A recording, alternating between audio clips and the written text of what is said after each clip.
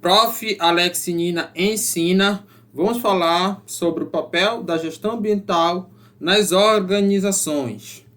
Aqui um breve sumário da nossa aula. Nós teremos 4 momentos. Primeiro, o contexto, depois a sustentabilidade nas empresas, a gestão ambiental e a conclusão com um mapa mental da aula. O objetivo geral é compreender o papel da gestão ambiental nas organizações, particularmente nas empresas. E durante a aula nós vamos justificar o porquê das empresas, por que esse foco na empresa. Já os objetivos específicos são contextualizar o conceito de desenvolvimento sustentável, a partir das discussões entre o crescimento econômico e a preservação ambiental. Reconhecer as pressões que o governo, mercado e sociedade exercem para que as empresas sejam sustentáveis. Conhecer as abordagens e modelos de gestão ambiental. Aqui o contexto, nós começaremos falando da história do desenvolvimento sustentável. Então, primeiramente, você teve a escola neoclássica da economia, que ela surgiu ali no início do século XX e considerava que a produtividade de um país era sinônimo incontestável de desenvolvimento. Então, desenvolvimento significa produtividade. Sob a influência do progresso iluminista, o desenvolvimento era mensurado no final da Segunda Guerra Mundial pelo Produto Interno Bruto, que é um indicador que, acredito, vocês escutam falar bastante aí na mídia, entre outros meios, que é o PIB. O PIB ele foi idealizado por Simon Kuznets, ainda na década de 30, mas ele tem um livro seminal que fala sobre a relação entre o PIB e a desigualdade social, escrito em 1954, que mostra que quando o PIB cresce, de acordo com Kuznets, você desenvolve o país, no sentido de que você diminui a pobreza, você tem melhoria do bem-estar. Então, era basicamente, se o país quer se desenvolver, se uma região quer se desenvolver, basta crescer o PIB. Né? E até ali, essa época, não existia o termo sustentável, pessoal. Só existia o termo desenvolvimento. O desenvolvimento era a melhoria do bem-estar e ela era proporcionada pelo aumento da produtividade. E se tinha a teoria dos benefícios mútuos, com a mesma ideia, tá? Que é assim, é uma analogia do PIB com relação a uma maré. Nessa analogia, os barcos pequenos são as pessoas ou países pobres e os barcos grandes são as pessoas ou países ricos. Da mesma forma que uma subida da maré faz subir barcos grandes e pequenos, quando o PIB cresce, tanto ricos como pobres são beneficiados. Tá? Então, essa era a escola neoclássica. Aí surge a escola pós-desenvolvimentista, no final dos anos 60. Então, começaram a surgir críticas sobre o desenvolvimento. A primeira grande crítica foi da Raquel Carson, quando ela escreveu o livro Primavera Silenciosa, em 1968. Ela criticava ali o uso indiscriminado dos agrotóxicos. E aí já tinha uma preocupação global com isso. Era um livro de matriz aí neomalthusiana.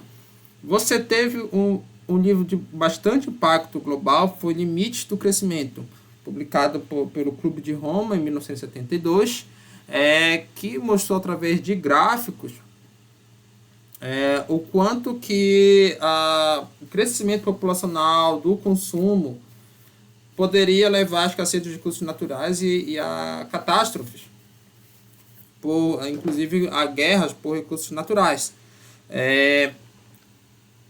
E aí as discussões levantadas por esse livro foram levadas para a Conferência das Nações Unidas para o Meio Ambiente de Estocolmo em 1972, em que você teve calorosas discussões entre crescimento econômico e preservação ambiental, porque essas obras vieram para contestar a escola neoclássica no sentido de que o crescimento econômico não traz só benefícios, ele traz também problemas. Um deles é a degradação ambiental. Traz também ali a desigualdade, pode trazer pobreza. Aí tem várias correntes de pensamento críticas à questão do crescimento econômico. E aí você tem, pessoal, olha só, a estimativa do crescimento da população mundial. A ideia é que em 2050 já existam mais de 9 bilhões de pessoas. O que se contestou lá na década de 70 foi que o planeta é finito. Já se sabia, claro, mas o que se O que o homem se atentou foi isso.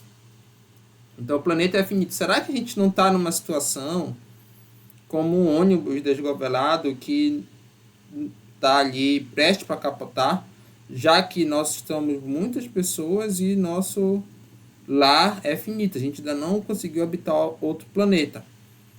Além da gente ter cada vez mais pessoas, as pessoas consumem cada vez mais, então a gente passou ali da fase das feiras, que a gente consumia só os produtos agrícolas, basicamente, até o consumo aí dos supermercados, hipermercados e cartão de crédito. Então, tem mais gente consumindo mais. Isso causa uma pressão para os recursos naturais.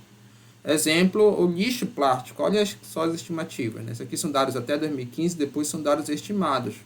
Mas você tem uma estimativa aí de geração de mais de 25 milhões de toneladas de lixo plástico total. E a menor parte é reciclado. Então, isso acontece com todos não só com plástico, com todos os produtos, vidro. A gente está tendo uma grande geração de lixo, está degradando ali o meio ambiente, também pode levar à escassez de recursos e a questão de problemas do ponto de vista ecológico, extinção de espécies. Então, tem uma problemática que ela é global e que está posta aí e foi levantada inicialmente pela escola pós-desenvolvimentista. Só que assim, a escola pós-desenvolvimentista, ela propunha ela tinha várias correntes, mas ela propunha que a gente não tem que crescer economicamente. Então a gente tem que começar só a pensar no meio ambiente. E aí surgiu a escola sustentável, como uma resposta a essas críticas da escola pós-desenvolvimentista, a essas propostas. Porque o desenvolvimento sustentável, ele vai aparecer a primeira vez, o seu termo, e até hoje é o mais difundido, no relatório de Brundtland, que é lá no seio das Nações Unidas. Depois de intensas discussões entre crescimento econômico e preservação ambiental, lá da década de 70, isso foi evoluindo. Chegou em 87, a ONU colocou o seguinte conceito: desenvolvimento sustentável é aquele que satisfaz a necessidade das gerações presentes, sem comprometer a capacidade das gerações futuras de suprir suas próprias necessidades.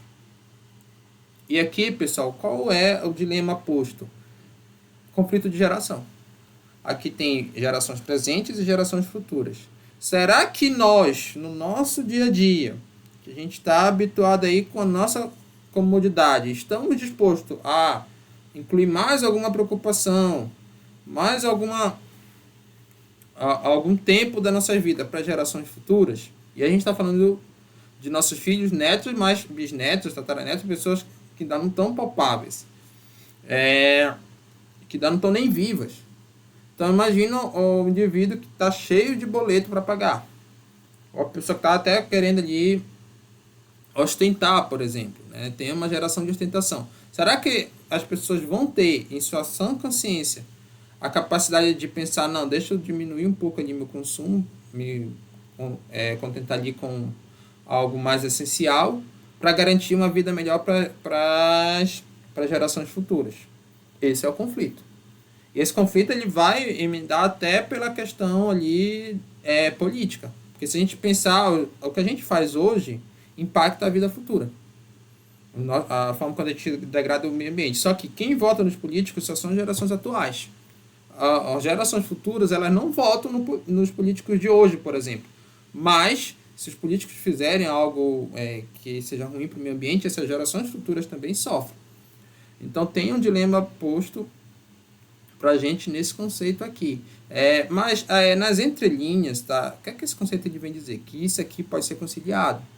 A grosso modo, necessidade de gerações presentes está falando do crescimento econômico. A gente continuar crescendo economicamente para satisfazer nosso ideal de consumo.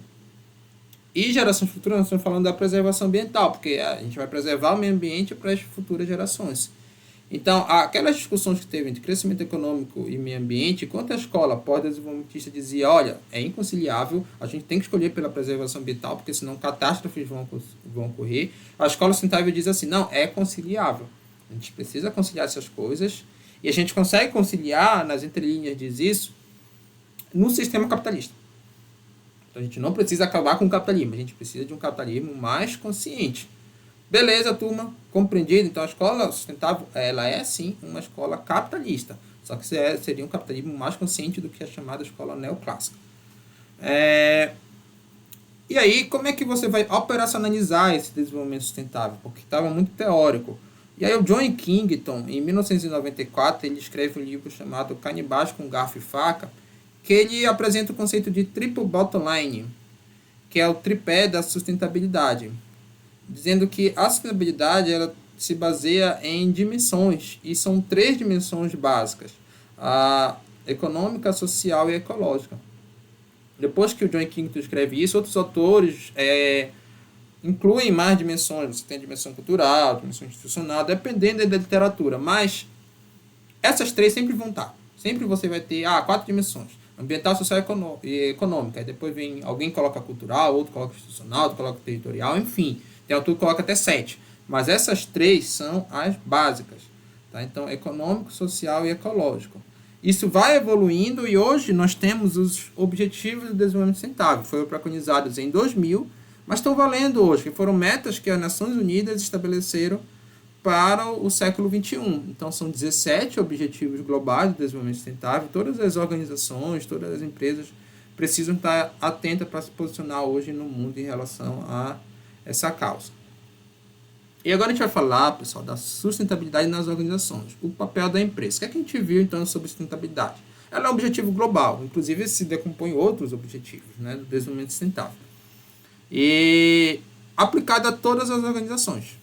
Então, seja empresas, seja ONG, seja órgãos públicos, todo mundo hoje tem que pensar em sustentabilidade. Só recapitulando para vocês o conceito de organização, que é a soma de pessoas e recursos visando um resultado. Então, aí inclui empresas, ONGs e demais. E por que a gente foca na empresa, tá? em relação aos órgãos públicos? Pessoal, o serviço público ele tem o objetivo de gerar valor social. E isso está alinhado com o desenvolvimento sustentável. Assim também as ONGs. As empresas têm o objetivo de lucro, de valor econômico. E o grande debate está entre o objetivo econômico e o objetivo socioambiental, a gente pode dizer assim. Da tríade do desenvolvimento sustentável, o social e o ambiental estão muito mais próximos, enquanto que o econômico poderia estar num polo divergente.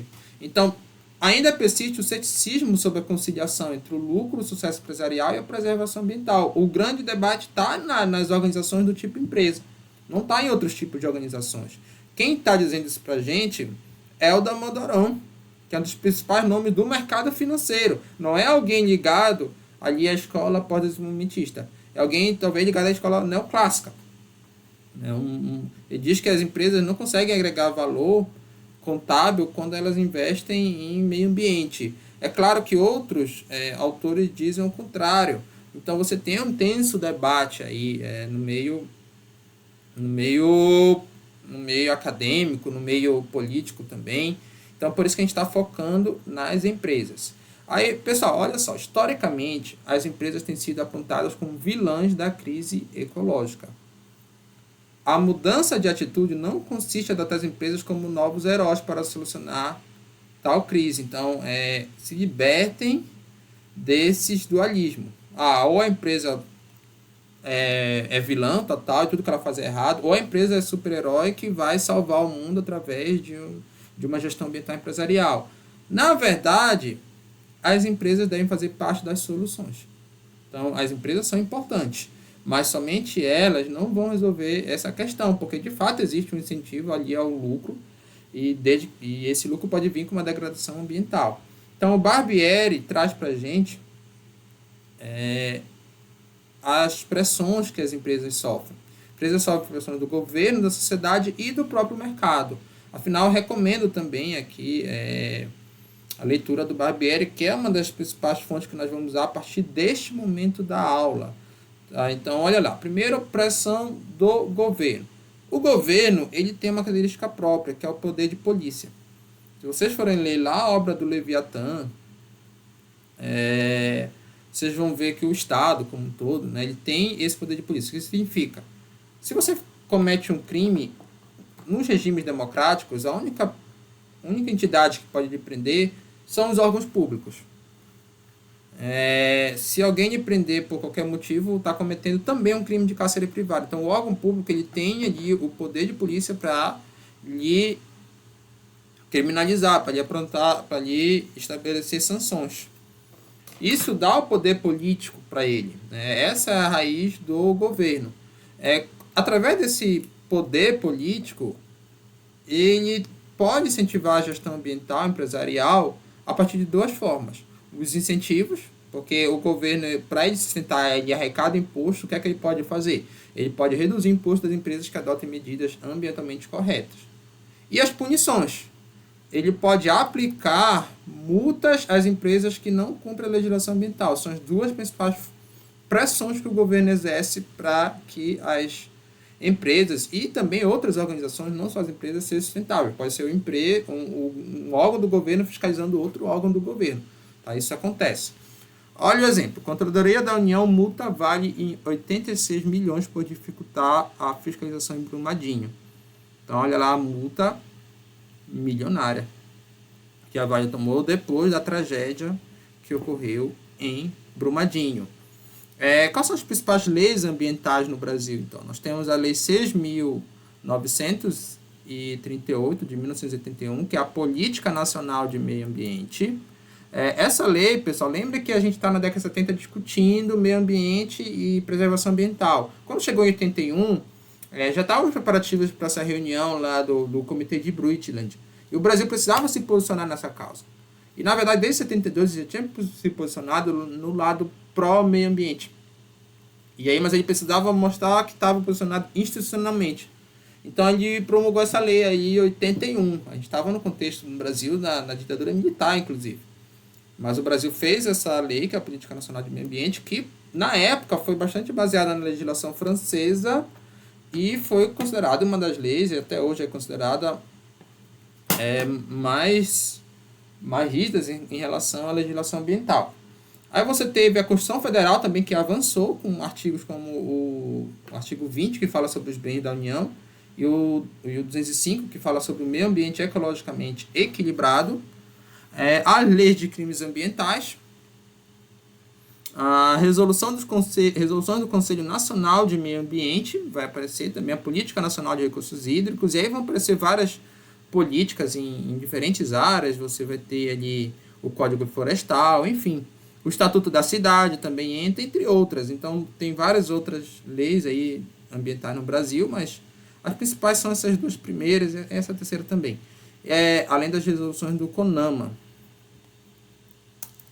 Assim, o Barbieri traz pra gente essa ideia que a legislação ambiental é boa no papel, mas não funciona na prática. Então, por que isso acontece no Brasil? A gente viu que essa lei aqui foi uma das mais bem avaliadas para a época em termos globais. Pessoal, a pressão do governo é uma consequência da pressão da sociedade. E a gente vai explorar isso depois. A pressão mais importante da sociedade. Então, historicamente, se a gente pegar desde lá do direito romano, o que acontece? E o que é comum na legislação ambiental europeia? A sociedade ela tem padrões próprios, que surgem de forma informal. Tá? Então, padrão, todo mundo vai andar de roupa, para ninguém andar de espírito. Isso é um padrão. Depois que se reconhece esse padrão, vamos colocar isso aí de forma formal. Vamos estabelecer uma lei, porque se a pessoa andar sem roupa, ela está cometendo o crime de atentado ao pudor. Então, esses padrões informais eles são formalizados em leis. Aqui é o caso da lei ambiental. Então, veio da sociedade para virar uma legislação. Isso é o mais comum no direito. Só que no Brasil não foi esse caminho. A lei ambiental brasileira, ela não veio da sociedade, ela foi imposta à sociedade. Então, a classe política precisava dar uma resposta às discussões globais, eles fizeram a lei 6.938, só que a sociedade não dava. Lembra que a gente estava no regime militar, inclusive. A sociedade não dava, a sociedade não pensava daquela forma e até hoje não pensa daquela forma. É por isso que a lei ambiental no Brasil ela é muito boa no papel, mas ela não consegue funcionar na prática. Porque precisa ali de uma mudança na cultura da população para que ela funcione, desde dos empreendedores, das pessoas em geral e dos órgãos de fiscalização também. Compreendido, turma? Agora nós vamos falar da pressão do mercado. Isso aqui é o conjunto de iniciativas, a iniciativa de um conjunto de empresas e investidores que influenciam as outras. Então, tem uma série de empresas e investidores que estão pensando na questão ambiental e eles vão pressionar as outras empresas para também se adequarem a essa questão. Olha só. Primeiro, os investidores sustentáveis. Eles incluem a análise socioambiental como critério para investir numa empresa. Então, com suporte em relatórios sociais, como o do IBESE, do Instituto Ethos e do GRI, que é o Global Relationship Initiative. Esses são, além disso, de sustentabilidade, são ferramentas de mercado que avaliam a responsabilidade socioambiental da empresa. E aí, por exemplo, a Natura. A Natura, ela faz parte do índice Dow Jones de sustentabilidade. Isso é um indicativo para o investidor de que essa empresa é sustentável. Porque para você fazer parte do índice desse, você tem que cumprir uma série de critérios. Esses critérios também são avaliados por outras instituições aqui, tá? Que elas são instituições de mercado. E quando a Natura, todo ano você tem que renovar a carteira de sustentabilidade do Dow Jones, assim como também tem a carteira de sustentabilidade do Ibovespa. Quando a Natura é posta nessa carteira, ou seja, ela começa a fazer parte do índice Dow Jones de sustentabilidade, ela anuncia isso ao mercado como uma espécie de elogio. Comunicamos que nós temos orgulho de participar do índice de sustentabilidade. Isso atrai investidores. É tão importante que isso atrai investidores. Tá? Por isso que as empresas estão buscando aí ser sustentáveis. Financiamento empresarial. De certa forma, um investidor de uma empresa, ele está financiando essa empresa, tá? De forma indireta, mas existe financiamento que é mais direto. Então, a empresa quer pegar um financiamento, um recurso num banco para se alavancar. O que é que os bancos, principalmente os grandes, hoje seguem? O chamado princípio do Equador, que foi um princípio que dá responsabilidade socioambiental. Eu tenho um banco, eu só vou financiar essa empresa, esse empreendimento, se ele cumprir critérios ambientais. E muitos bancos, como o Banco do Brasil, Bradesco, Itaú, todos esses, a Caixa Econômica Federal, são signatários do princípio do Equador aqui no Brasil. Então, para você conseguir uma linha de crédito, você tem que cumprir os critérios ambientais, porque o banco segue os princípios do Equador. Existe a certificação ambiental, que ela pode ser exigida por financiadores, grandes fornecedores ou consumidores, contratos com governos, matriz de uma rede de franquia, entre outras. Então, o exemplo mais comum de certificação é a ISO 14001, mas, por exemplo, você pode ter uma certificação própria de cada área. Então, para oficinas. Eu quero montar uma franquia aqui da Volkswagen. A Volkswagen, ela vai ter o selo ambiental dela. Ela não vai franquear para qualquer um. Para você ter uma franquia dela, você precisa também cumprir critérios ambientais, porque é uma empresa global, que os olhos do mundo estão atentos. Pressão da sociedade. Aqui você tem os mecanismos de democracia participativa, denúncia e consumo consciente. É a mais importante para que a empresa exerça a gestão ambiental. Por quê, pessoal? Lembra que eu falei lá da lei brasileira?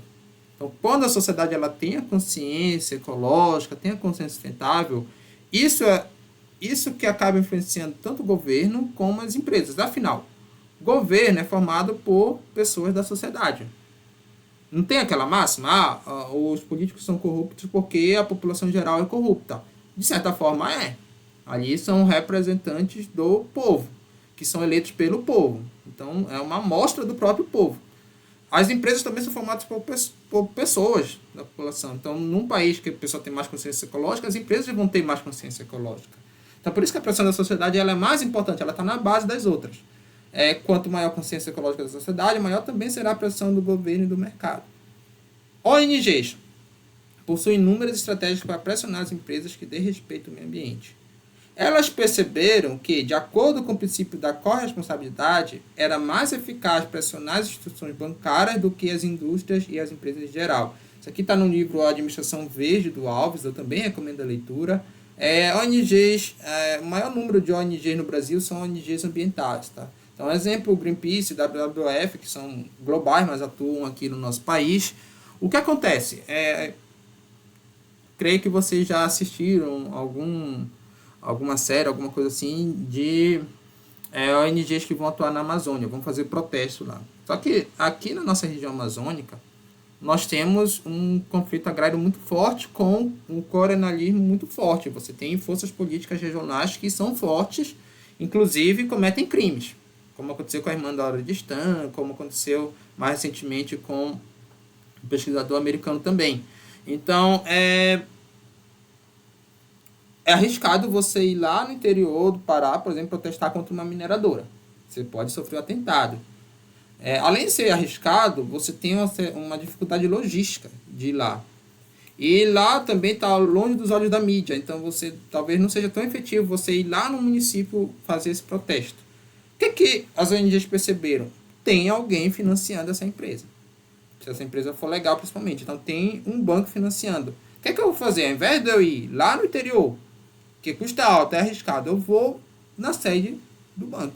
O Banco do Brasil está financiando uma mineradora que está fazendo desenvolvimento legal. Opa, protesto aqui no Banco do Brasil, na sede deles. Porque eu estou na cidade, que é mais seguro, eu tenho menos custo logístico e a mídia está mais perto. Então, foi através dessas pressões da ONG que os bancos aderiram ao princípio do Equador, como eu disse anteriormente. Para vocês verem como a sociedade está na base.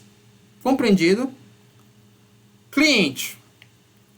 Quanto mais clientes, quanto mais conscientes, mais exigentes são. Então, o cliente ecologicamente correto, ele é mais exigente. Ele não vai comer em qualquer restaurante, por exemplo, né? Se for uma pessoa vegana, não vai comer a carne. E o que é que isso tem mostrado no Brasil? A pesquisa do Ibope mostra, de 2018, que 14% dos brasileiros se declararam vegetarianos. Já é uma parcela bem significativa da população. E o crescimento foi maior nas regiões metropolitanas, que são justamente as regiões que possuem maior renda per capita do Brasil. Então, você já tem uma parcela significativa da população e uma parcela com renda e uma parcela em crescimento. Vocês querem uma oportunidade de mercado melhor do que essa? Vocês têm dúvida de que a sustentabilidade, quando a gente olha pelo ponto de vista do mercado, é uma oportunidade? Você tem clientes aí. Por isso que vocês estão vendo abrindo restaurante vegano, roupa de marca vegana também, produtos sustentáveis. Tem um número grande de pessoas e está em franco crescimento. E ainda tem uma outra coisa. Esses consumidores, eles possuem uma causa. O consumidor ambiental, ele tem uma causa. O consumidor que tem uma causa, de acordo com o livro Marketing 1.0 do Klotter, ele tende a ser mais fiel e a ser divulgador da empresa, que é o promoter. Quando a gente pega o marketing digital, é a última etapa lá do funil de vendas. É a pessoa que não só vai comprar teu produto, ela vai divulgar teu produto. Então tem uma casa lá, o adolescente é vegetariano, ele vai buscar sim influenciar os pais, os irmãos de serem vegetarianos, porque ele tem uma causa. Ele vai tentar provar por A mais B porque que aquela causa ela é correta. Então, para aproveitar essa oportunidade de mercado, as empresas devem implantar a gestão ambiental empresarial. A gente termina essa parte da aula com essa ideia. Apesar de ter todas essas pressões da sociedade, do mercado, é uma baita de uma oportunidade de mercado você pensar em gestão ambiental. Beleza. Então, qual o papel da gestão ambiental nas organizações? A gente vai olhar para duas coisas, abordagens e modelos. Agora sim, ambos não são aplicados só em empresas. Então, a gente deu foco nas empresas, mas tanto a abordagem como o modelo pode ser aplicada por órgãos públicos, por ONGs, enfim. Então, novamente baseado no Barbieri. Olha só, a abordagem diz respeito à importância que a empresa atribui à questão ambiental. O papel da gestão ambiental, que é o tema, o título dessa aula, tá? Nas empresas, depende da abordagem adotada. Então, a empresa pode escolher entre uma abordagem corretiva, preventiva e estratégica. A estratégica seria a mais alinhada com a questão ambiental e a corretiva a menos alinhada. Lembra que eu falei do nicho de mercado? Uma empresa que tem uma abordagem corretiva, ela não está muito preocupada em atender aquele nicho de mercado, até porque existem outros, o nicho de mercado sustentável.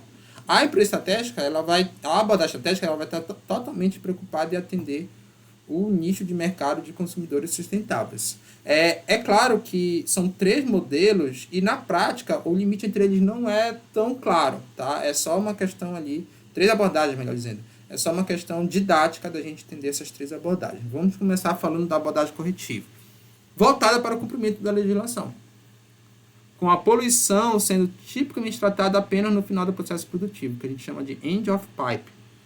Então, aqui a empresa está preocupada só em cumprir a lei, né? Porque os padrões do CONAMA, por exemplo, no Brasil. Então, você tem um processo produtivo formado por input, que é a entrada, você vai trabalhar aí os insumos, e vai ter o output, que é a saída, a produção de produtos, né? Ou serviços também. E a questão ambiental vai ser só preocupação daqui, do final do processo produtivo. Tem ali, tô com uma fábrica, ela está poluindo, eu vou colocar um filtro lá no final da poluição, para tentar emitir o mínimo que a norma estabelece ali de poluição. Tá? A preocupação só é aqui, daqui para cá nada se pensa em questão ambiental. A abordagem preventiva, voltada ao uso eficiente dos insumos. Então, redução de custo e aumento da produtividade, com eliminação dos rejeitos nas fontes, antes que sejam produzidos e lançados ao meio ambiente. Aqui, pessoal, eu já olho para todos os processos produtivos, incluindo a abordagem corretiva.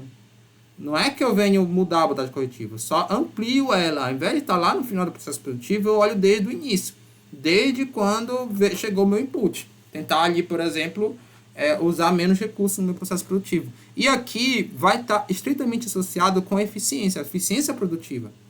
Porque você buscar economizar recursos do ponto de vista ecológico é bom para o meio ambiente e também é bom para a questão econômica da empresa, para a questão financeira da empresa. Então, imagine um escritório de advocacia, por exemplo, que trabalha com muita papelada.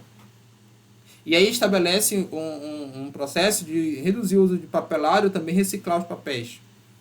Além de estar contribuindo para a questão ambiental, você também está diminuindo ali o uso dos recursos. Se você tem a mesma produção, com menos uso de recursos, o que é isso, turma? Desde lá de Taylor e Fayol, vocês sabem, é eficiência. Então, você está buscando ali a eficiência. Compreendido?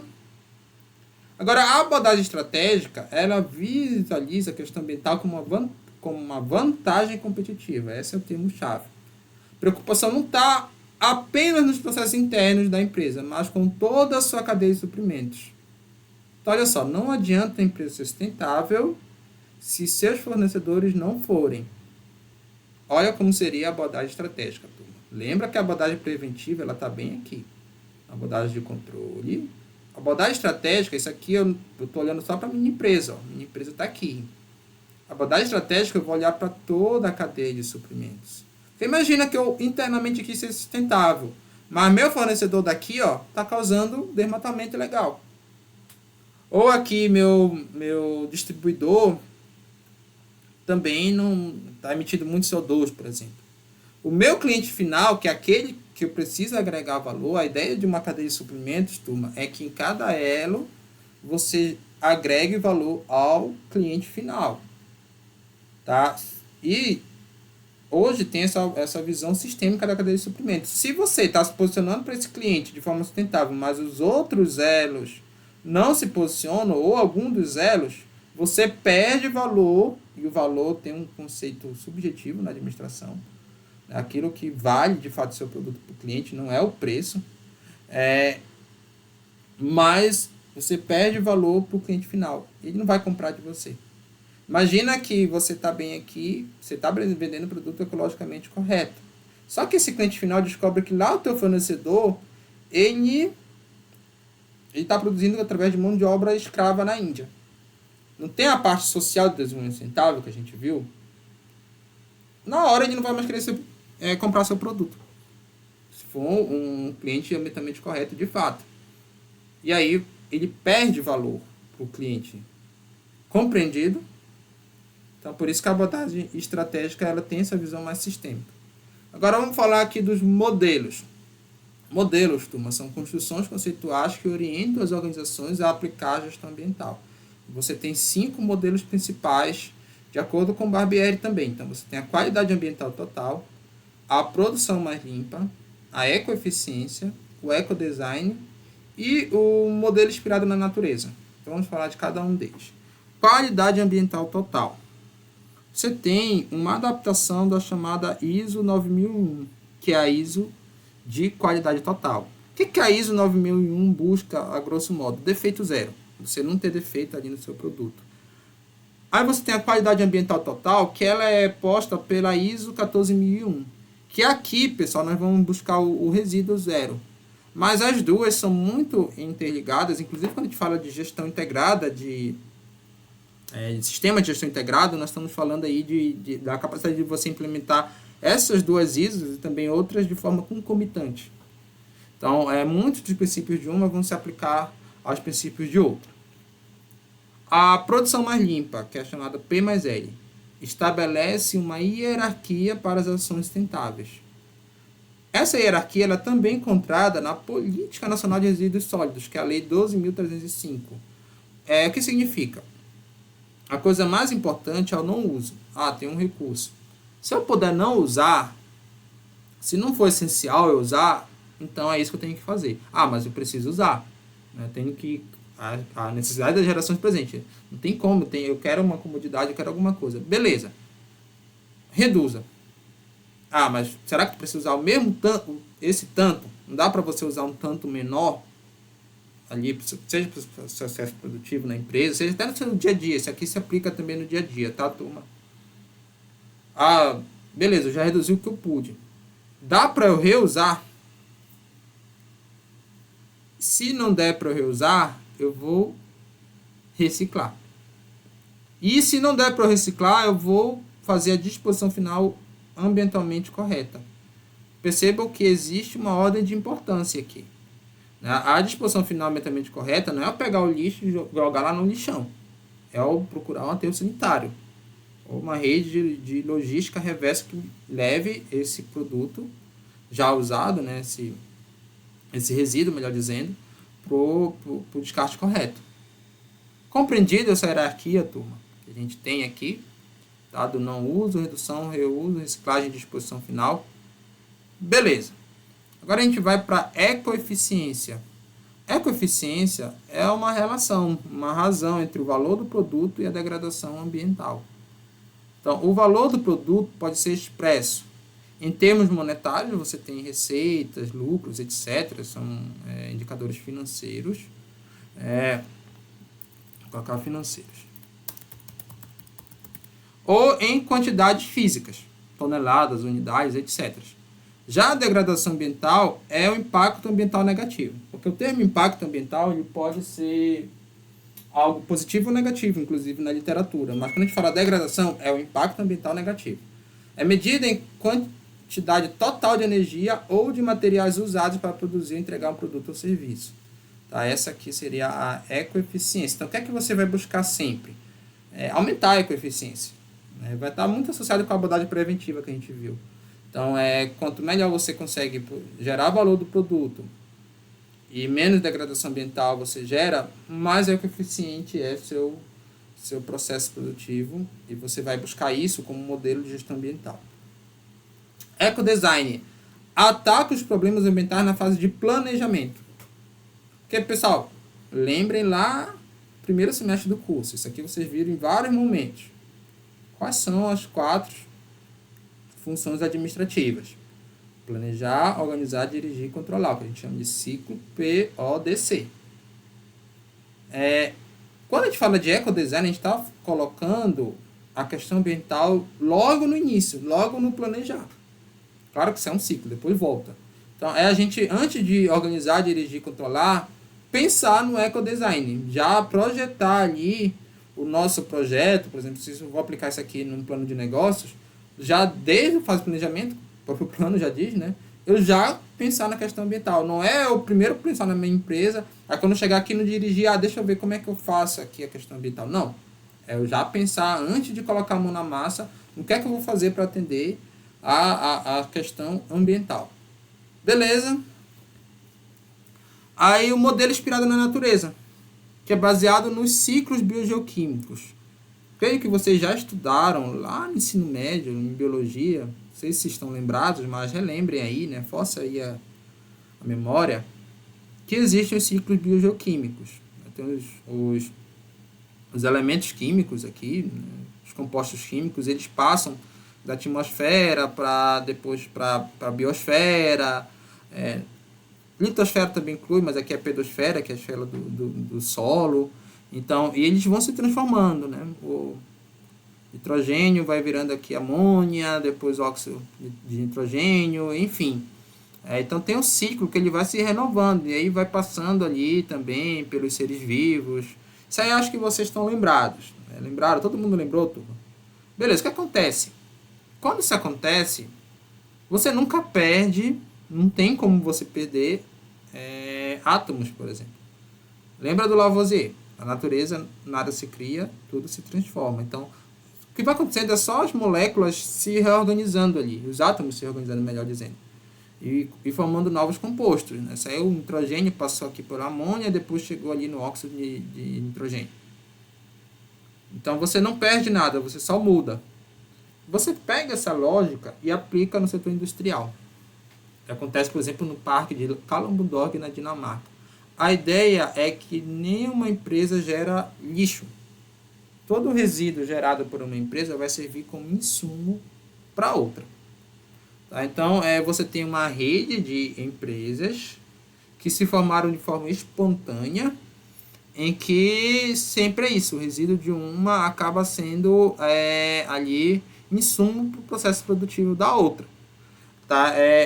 É interessante dizer que não é tão fácil da gente fazer isso na prática, porque lá na Dinamarca isso foi feito de forma espontânea. Porque muitas vezes as empresas estabelecem na região, elas estão usando os mesmos recursos. E aqui você precisaria de ter empresas que usem recursos diferentes para que o que não sirva para uma sirva para outra. Tá? Mas é um modelo aí que é bastante defendido. Tem um autor que é o Frijo Capra, que ele publica muito sobre a questão sustentável. Ele defende bastante esse modelo aí para o mundo, tá? Essa proposta de produção ali para o mundo, em que você tenha o mínimo, ou não tenha, melhor dizendo, não tenha resíduo gerado, né? Sempre o resíduo de uma empresa, de uma organização sirva para outra. Pessoal, conclusão aqui, um mapa mental da nossa aula. Nós começamos falando das escolas de desenvolvimento. Então, você teve a escola neoclássica e a escola pós-desenvolvimentista. A escola neoclássica, ela tratava o desenvolvimento como sinônimo do crescimento do PIB, Produto Interno Bruto. Então, desenvolver era crescer o PIB. A escola pós-desenvolvimentista veio dizer que não, que o crescimento do PIB ele nem sempre trazia bons resultados. Muitas vezes ele levava a degradação ambiental, ele levava ali lembrem lá do Clube de Roma, né? Levava ali a escassez de recursos, o uso de agrotóxicos também seria prejudicial para o meio ambiente, desigualdade social. E aí essas duas escolas, na década de 60 e 70, discutiam bastante. Inclusive na conferência de Estocolmo de 72. E para bem que dar uma resposta, uma adaptação a essa discussão, surgiu a escola sustentável. Ela veio dizer que é possível você conciliar crescimento econômico e preservação ambiental. E através ali da conciliação entre necessidades presentes e necessidades futuras.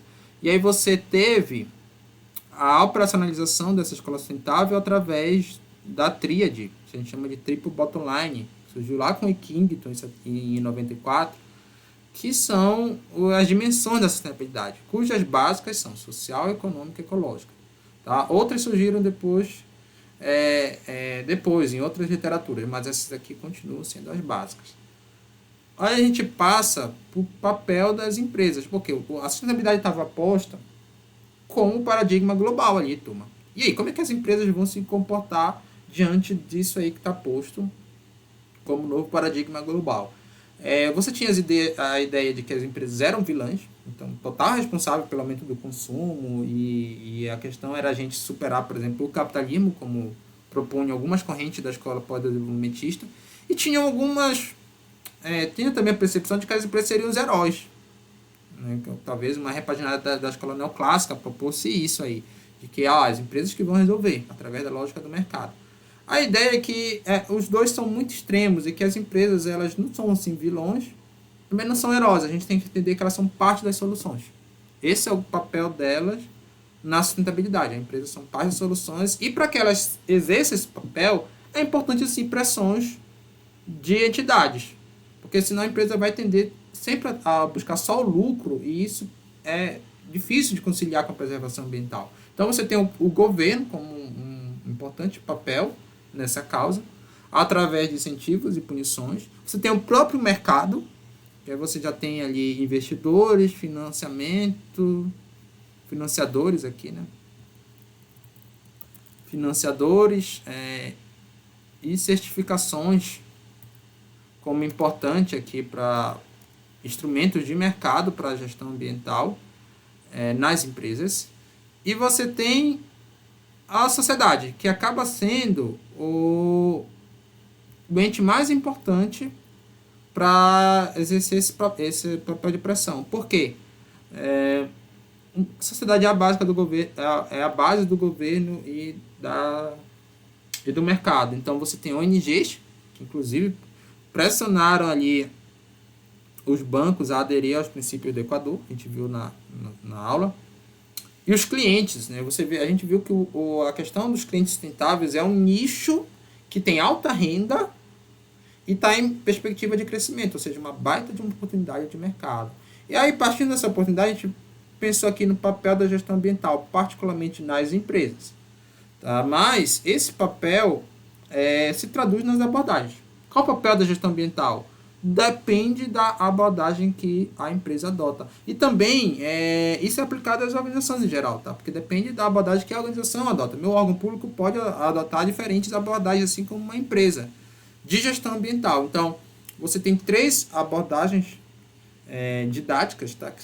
A abordagem corretiva, que a empresa vai tratar da questão ambiental somente no final do processo produtivo.